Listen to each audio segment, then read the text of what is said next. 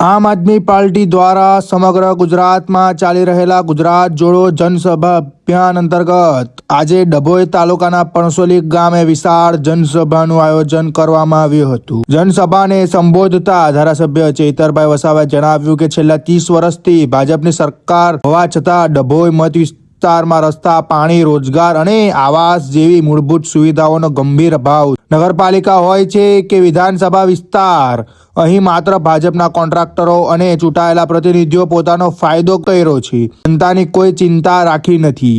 આવો વધુમાં સાંભળીએ ધારાસભ્ય ચેતરભાઈ વસાવા શું કહે છે।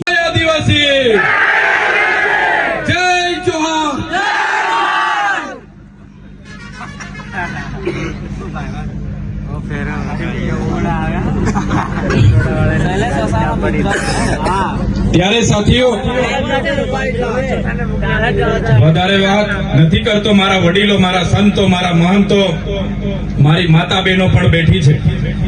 જ્યારે પણ સરકારની નીતિઓ સામે હું સવાલ ઉઠાવું, એ ચાહે ભ્રષ્ટાચાર હોય, એમની નકલી કચેરીઓ હોય, એમના નકલી અધિકારીઓ હોય, એમની પોલીસ હોય, એમના કલેક્ટર હોય, એમના નેતાઓ હોય, ત્યારે આ ભાજપની સરકારને ગમતું નથી। આ ભાજપની સરકારે મારા જેવા સીધા સાદા માણસ પર 1 નહીં, 2 નહીં, 3 નહીં, 19 એફઆઈઆરો કરી છે। હું તો સામાન્ય પરિવારમાંથી આવું છું। વિસ્તરણ અધિકારી, ખેતીવાડી અધિકારી હતો। એમાં મેં જોયું કે મોટા મોટા નેતાઓ મારા કરતા ઓછું ભણેલા છે અને અમને આદેશો કરે અને આદિવાસી ગ્રાન્ટ એ લોકો વાપરી ખાય, એટલે મેં રાજીનામું આપીને જાહેર જીવનમાં આવ્યો અને 19 જેવી મારા પર ખોટી એફઆઈઆરો થઈ છે। મને 7 વાર જેલમાં લઈ જવામાં આવ્યો છે। હમણાં સાથીઓ, હું તો કોર્પોરેટરોના નામ પણ તમને જણાવી શકું છું, કોણ કોણ 2 નંબરના ધંધા કરે છે। તાલુકા જિલ્લા પંચાયતના સભ્યના નામ પણ જાહેર કરી શકું છું, કોણ કોણ ધંધા કરે છે। એ પીઆઈપીએસઆઈ ના નામ પણ જાહેર કરી શકું છું, કોણ કોણ હપ્તા લેવા જાય છે। આવનારો કાર્યક્રમ હશે, આજે તો ખાલી ટ્રેલર છે, આવનારા દિવસોમાં આવીશ, બધાના નામો જાહેર કરીને જઈશ। ત્યારે આ આદિવાસી સમાજ, આ દલિત વંચિત સમાજ, આ માઇનોરિટી સમાજે આ દેશને ઘડવાનું કામ કર્યું છે। દેશની આઝાદીમાં અમારો રાજપૂતાના સમાજ, આ બધા લોકોએ દેશની આઝાદીમાં પોતાનું યોગદાન આપ્યું, બલિદાનો આપ્યા, શહીદીઓ કરી અને આ દેશને આઝાદ કર્યો। ગોરા અંગ્રેજો ત્યારે ઓળખાઈ જતા હતા, એ લોકોને ભગાડી દીધા।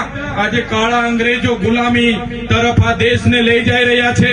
આ દેશમાં લોકશાહી આવી, લોકશાહીના ઢબે આજે ચાલતું નથી। આજે અમલદારશાહી ચાલે છે, આજે નોકરશાહી ચાલે છે। ત્યારે અમે જનતાને કહેવા માંગીએ છીએ, આમ આદમી પાર્ટીની ઈમાનદાર રાજનીતિમાં તમે આવી જાઓ। આવનારા દિવસોમાં એ ભ્રષ્ટાચારી શાસનને આપણે ઉખેડીને ફેંકી દેવાનું છે।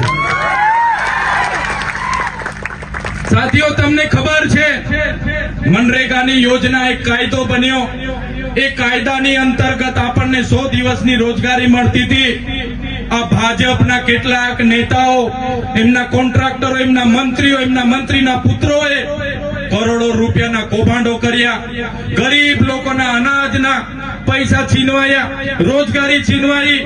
ત્યારે એ કૌભાંડ અમે ઉજાગર કર્યું, એ કૌભાંડ ઉજાગર કર્યું, પૂરા ગુજરાત અને દેશમાં ઉજાગર કર્યું। ત્યારે આ ભારતીય જનતા પાર્ટીની સરકારે મનરેગાનું નામ બદલીને જી રામજી નામ રાખવાના પ્રયાસો કર્યા છે। ત્યારે આ ભાજપની સરકારને કહેવા માંગુ છું, જી રામજી, અમારા વડીલોએ તો કીધું, રામજી અમારા હૈયે વસે છે, તો તમારા કૌભાંડો છુપાવવા માટે તમે ભગવાનનો ઉપયોગ કર્યો છે, પણ એનાથી તમારા કૌભાંડો છુપાવવાના નથી। તમારા કૌભાંડો, તમારા ભ્રષ્ટાચારી નેતાઓને આવનારા તાલુકા અને જિલ્લા પંચાયતોમાં અમે ઉખેડીને ફેંકી દેવાના છે। તમે સાથીઓ જોયું હશે, ગામડે ગામડે નલ સે જલના નામે અહીંના ધારાસભ્યના માણસો, સાંસદના માણસોએ ગામડે ગામડે પાઇપો નાખી દીધી, નળ નાખી દીધા, અને એક પણ ગામમાં નળમાંથી પાણી નથી આવતું।